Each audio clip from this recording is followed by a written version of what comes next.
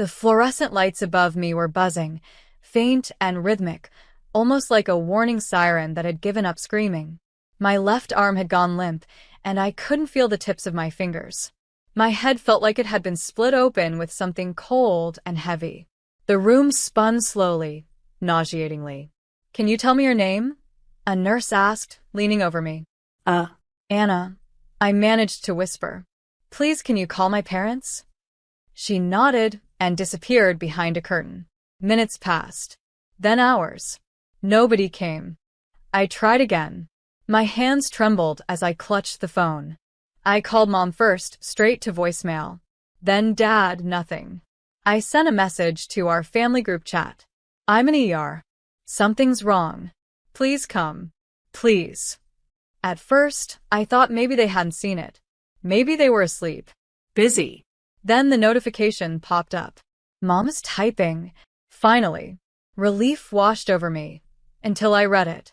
"Don't scare us like that. Mark is having a full-blown meltdown over this ticket. We're with him. Don't call in a panic if you're not dying." I stared at the screen, heart thudding. I was in a panic. And I was dying. Maybe not in the Hollywood dramatic sense. But something was seriously wrong with my body. My speech was slurred. My limbs were failing.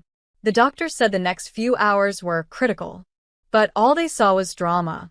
And worse, inconvenience. Later, I found out they were with Mark at the DMV, arguing over a suspended license because he'd blown off 3 court dates. When they finally arrived, sometime past 3 a.m., I had already been through a CT scan and a spinal tap. Mom walked in, hair perfectly straightened, holding a lukewarm coffee. "Okay," she exhaled. "What now?" Dad followed behind her, looking irritated. "We left Mark mid-crisis, you know that, right?" I was lying on the hospital bed with monitors attached to my chest, an oxygen line in my nose, and a nurse adjusting my four. I opened my mouth to speak, but nothing came out. Just air. "Is this a migraine thing again?" Mom asked. "You get these episodes when you're stressed." The nurse glanced at her and said firmly, "Actually, we're testing for a TIA. It's a kind of mini-stroke." Mom blinked. But she's only 28. The nurse gave a tight smile. "Strokes don't check ID." They stayed for exactly 12 minutes. They didn't ask if I was okay. Didn't touch my hand. Didn't even sign the visitor log. I watched them leave like they were stepping out of a restaurant they didn't enjoy. And in that moment, quiet, cold, and hooked to machines, I realized something far heavier than any diagnosis. I was never the priority. They say the middle child is often forgotten. But I wasn't even the middle. I was the only daughter. And somehow, still invisible. Mark was the golden boy from the moment he entered the world, red-faced and howling like he owned the house. Our parents doted on him like he was some divine miracle, the answer to a prayer none of us remembered saying. He broke things, I got blamed. He lied, I got punished for not guiding him better. He came home drunk at 17 and they said, "Boys will be boys." When I cried because he called me names or slammed my door in my face, I was told, "Don't be dramatic, Anna. You know how Mark is. Why do you always make things harder?" I learned very young that in our house, attention was currency. And I was broke. I once brought home a certificate for winning the state writing competition. My mom glanced at it and said, "That's nice, sweetie. Can you help your brother with his math homework now? He's drowning." Mark failed math 3 times. I stayed up with him for hours to help him pass on the 4th. He barely thanked me. They bought him a new phone. I got straight A's. They forgot to attend the award ceremony. Even when I got into college, on scholarship, they barely looked up from their bills. Mark, meanwhile, got into a local community college, dropped out twice, and then racked up thousands in speeding tickets. Each time, Dad covered it. Mom would say, "He's just struggling to find his path. Be patient with him." I wasn't allowed to struggle. I worked 3 jobs to afford textbooks and rent. I remember calling home once from a bathroom stall at work after my car battery died. Dad said, "That's life. Figure it out." A week later, Mark totaled his car, and they co-signed for a new one. When I once hinted at how unfair things felt, Mom snapped, Don't make this a competition. We've supported you both equally. Equally. That word still stings. Support wasn't the problem. Belief was. Mark was a project. A lost cause they loved rescuing. I was expected to be fine on my own. And when I wasn't, I was called weak. I stopped asking for help. I learned how to stitch myself back together with silence. They never noticed the bleeding, just the fact that I didn't stain the floor. Even in moments I should have been proud of, should have been seen, I felt like wallpaper in my own life. The day I got promoted at work, I texted our family group. Mom replied with a thumbs up emoji. Mark sent a meme that had nothing to do with me. That was all. Even on my best days, I was barely noticeable. The hospital discharged me 2 days later. I walked out slower than I went in, lightheaded, weak, and trailing a headache that felt like a nail buried deep in my skull. They diagnosed it as a TIA, a transient ischemic attack. A warning shot from my brain. The kind that tells you, next time, you might not wake up. I sent the discharge papers in the family group chat, just to make things clear. Mom replied, "Glad it wasn't anything serious. You're fine now, right?" Followed by the way, Mark needs help with his court fine. Can you lend him $600? No, how are you feeling? No, do you need anything? Just a quick pivot from my stroke scare to Mark's meltdown. When I didn't reply right away, my dad called. "Anna," he said like he was already tired, "your mom's worried you're mad again." "I'm not mad," I said. "I just had a stroke. Kind of takes up space in my head." He chuckled. "Come on. You didn't have a real stroke. They said it wasn't that serious, right?" There it was. That word again. Serious. Unless I came in bleeding from every pore or rolled in on fire, nothing I went through ever registered on their radar. The week that followed was full of tight smiles and tight chests. I couldn't concentrate. Lights were too bright, sounds too sharp. I found myself crying in the shower, overwhelmed by nothing and everything. My doctor recommended short-term therapy. When I told my mom, she said, "Just go outside and get some sun. That helps me when I feel low." I said, "It's not a mood swing, Mom. It's trauma." She rolled her eyes. "You always exaggerate." Mark, meanwhile, had no such trouble getting sympathy. He called me a few days later. "I know you're dealing with stuff," he said in that voice he uses when he wants something, "but if you could just float me that $600, I'd really appreciate it." "I can't, Mark. But it's just money. You make good money now, don't you? I just got out of the hospital. And you lived. So we're good, right?" That word again. Good. He hung up without saying goodbye. 3 days later, my parents showed up at my apartment. My dad stood in my doorway with a plastic grocery bag of oranges and a tight-lipped smile. "We thought we'd drop in," he said. "We figured you're probably still upset." I let them in, mostly because I didn't have the energy to argue. They sat at my table, complimented the curtains, and then dove right into Mark's situation. His license got suspended. "He might lose his job," Mom said, fiddling with her phone. "And he's talking about therapy now, which is good," Dad added, "but those sessions aren't cheap." I stared at them, wondering if they had even once sat down to talk about my recovery. About my brain. About how terrified I still was to sleep at night. Instead, I heard all about Mark's job, Mark's car, Mark's fines, Mark's struggle. And then, in the middle of a dry piece of store-bought pie, my father dropped the line that broke whatever part of me still hoped. "At least you're not on trial like your brother."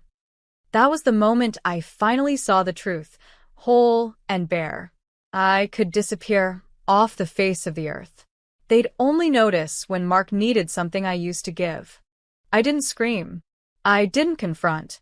I just started writing things down. Every time my mother made a snide remark about me, hoarding money, while Mark struggled, I noted it.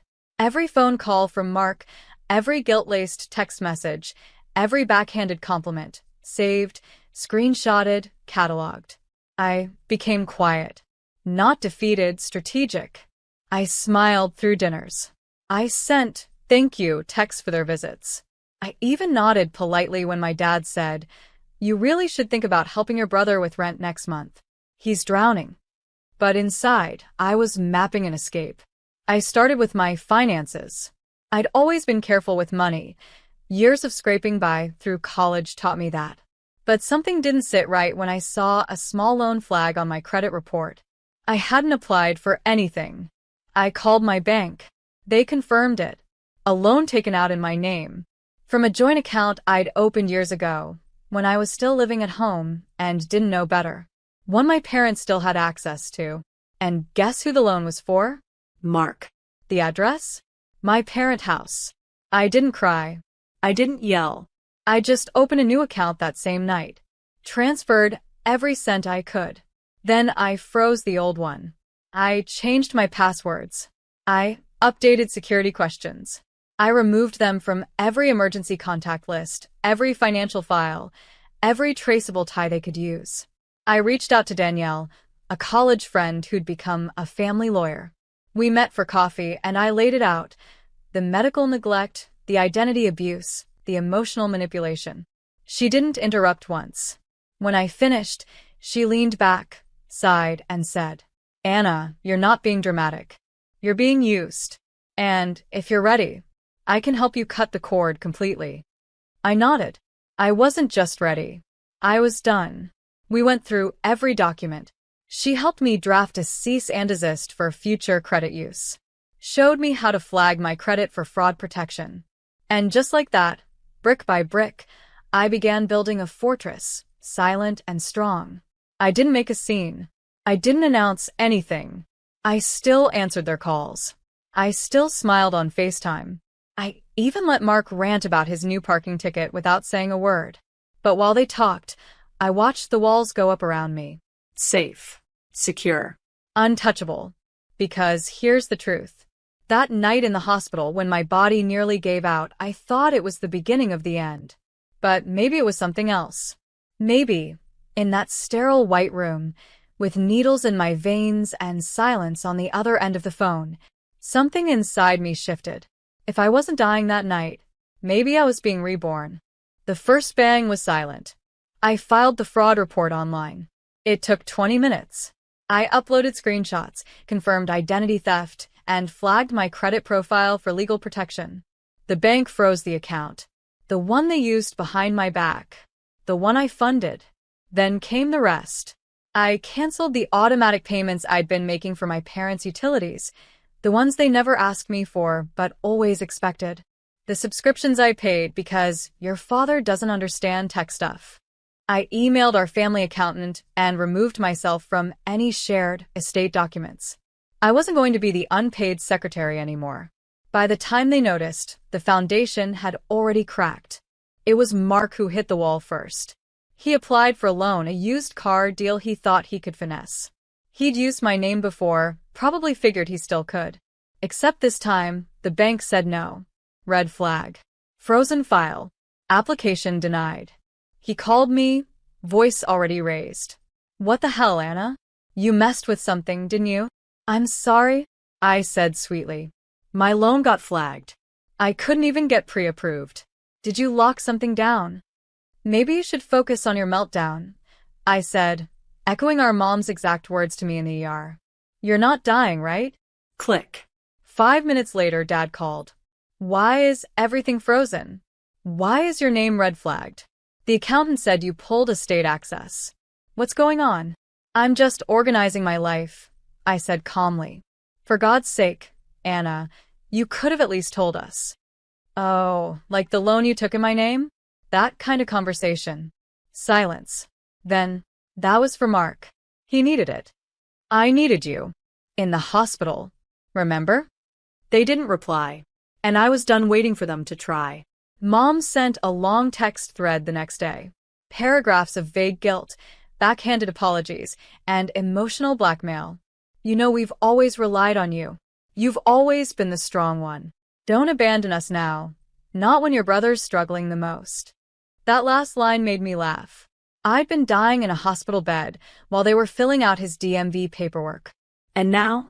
Now they were scrambling, not because they missed me, but because they'd lost their personal assistant. No more free tax prep. No more password resets. No more bank transfers in the middle of the night. I stopped answering their calls. I muted the group chat. I let them spiral. Mark sent one last voice message. It was full of yelling, accusations, and one thing that made me pause. You've always been bitter. I was the favorite. Well, guess what? Even if you walk away, they'll still pick me. Maybe. But at least now I was done picking them. I listened to the message again, then deleted it. I stood in the middle of my apartment, surrounded by silence, not emptiness. Peace. I picked up my phone, stared at the contact list with Mom, Dad, and Mark at the top. I didn't block them. I didn't reply. I just whispered to myself, if you didn't see me then don't look for me now. The text came at 2:14 a.m. Mark's been arrested. He was driving on a suspended license. Please, Anna. We don't know what to do. I read it twice. First from Mom, then again from Dad. Identical messages, sent minutes apart. The silence I had once feared now protected me like armor. Mark had been pulled over for running a red light. The cop ran his ID and found the suspension flag, multiple unpaid tickets, a missed court appearance, and a bench warrant. They cuffed him on the spot. And just like that, the golden boy finally cracked. No one came to his rescue. Mom and Dad called everyone they could. Old friends, cousins, even a church acquaintance who'd once been a paralegal. Nobody wanted to touch it. So they turned to the one person they thought would never say no. Me. Anna, Mom pleaded over voicemail. You've always been the responsible one. Please, just help us navigate this. We don't know how to talk to lawyers. He could lose everything. He made mistakes, Dad added in his own message. But he's still your brother. We're still your parents. Family is forever. Funny, that phrase. Family is forever. Where was that slogan when I was lying in a hospital bed, terrified and alone, trying to remember how to spell my name during a stroke assessment? Where was that when they handed over my credit like it was spare change? I didn't respond. Not with words. Not with rage. Just distance. A new number. A new email. The final accounts disconnected. They weren't used to silence from me. Not used to not having access. I was always the bridge. The fixer. The one who answered at midnight and paid bills just for now. But now the bridge was burned. And Mark was drowning. Mom sent photos next. One of Mark in an orange jumpsuit, looking pale and stunned. Another of some legal document she clearly didn't understand, begging me to explain it. I said nothing. Dad tried logic. You've made your point, but you can't really turn your back on us forever. That's not who you are. He was wrong. This was who I was. Someone who finally understood the difference between being useful and being loved. Someone who knew that being their lifeline had nearly cost her own. Let them handle the chaos. The court dates. The fines. The same messes they once expected me to clean with a smile. Let Mark fall. He'd been held up for far too long by hands that never belonged to him. And let my parents finally face the truth. The daughter they once dismissed as too sensitive was no longer within reach. They finally noticed I was gone. But only because everything was falling apart. The first time I walked into therapy, I couldn't look the counselor in the eyes.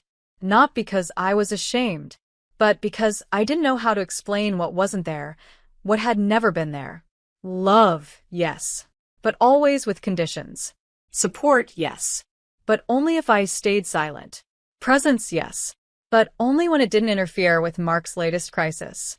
It took months, but eventually I stopped asking why they treated me the way they did.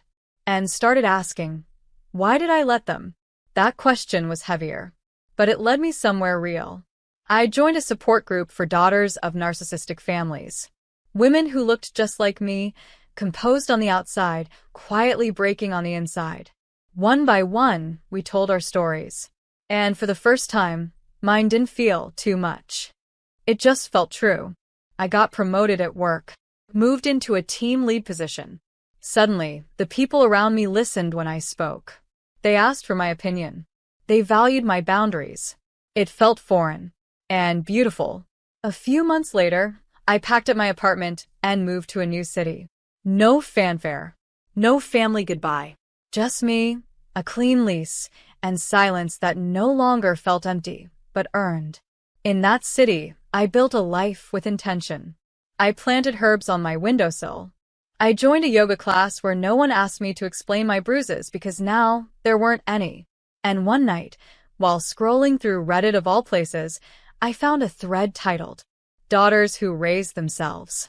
I read every comment. Then I opened a blank document. And I started writing. Not to blame, not to shame, just to tell the truth. That document became a blog. That blog grew. Women wrote to me, strangers who called me a mirror or the voice I never had. I never named names. I never told dirty secrets. I didn't need to. The power wasn't in revenge. It was in reclaiming myself. A few months in, I was asked to speak on a podcast. The host introduced me as a brave advocate for daughters who go unheard. I smiled. She meant well. But when she asked me, live on air, "Do you think you're brave for walking away from your family?" I paused. Then I said, "Brave? No. Just free. I think there's a difference." I don't check my old group chats anymore. The silence that used to feel like punishment is now my peace. Sometimes I wonder what Mark's doing. If my parents still argue over dinner about how I turned cold. But those are just thoughts. Passing. Weightless. Because now, my life is mine. No guilt. No begging to be seen. No proving my worth to people who never questioned his. Just mornings where I wake up without dread. Just laughter that doesn't need permission. Just me, healing, whole, and finally, free. It had been 3 years. 3 quiet, steady, healing years. When the call came, I didn't recognize the number. But something in me knew. "Anna." My mother's voice trembled through the speaker. "Pleased it's your brother. He's in jail again. It's bad this time." She didn't ask how I was. She didn't ask if it was a good time. She just needed. I didn't answer right away. I told her I'd think about it. Then I stared at the phone for a long time. I don't know why I went. Closure, maybe. Maybe curiosity. Or maybe part of me wanted to see it for myself. The mess they made without me. Their house looked smaller than I remembered. Worn. The yard unkempt. The porch light flickering like a dying breath. Mom opened the door. She looked older. Not in the graceful, silver hair and sunlight way. Older like something had been eaten from the inside out. Dad didn't say a word when I walked in. Just gave a stiff nod, like I was the mailman. They sat me down. Told me Mark had violated parole. Something about theft, resisting arrest, court fines unpaid for months.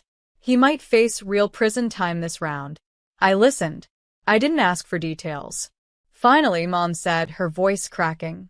We don't know what to do. We thought maybe you could help, talk to someone, maybe get him into a program. You always knew how to fix things. I looked at her. This woman who once told me not to call in a panic unless I was dying. This woman who chose a parking ticket over her daughter's stroke. I took a breath. And said, gently, "I needed you too, and you never came." She flinched like I'd slapped her. Dad looked away. I didn't yell. I didn't cry. I just stood. I pulled a small letter from my purse and placed it on the table. The envelope had no name, just the words, "That night." Inside was everything I never got to say. The panic, the silence, the truth. I didn't leave a return address. As I stepped outside, the sun broke through the clouds. It felt warm, not like fire but like freedom. I didn't look back. Somewhere behind me, the ghosts of a family that never saw me finally held the mirror up to themselves. And I walked forward, into the light, because they thought my pain was small, that I'd cry, rest, and come running back. But pain ignored turns into power. And I used mine to walk away.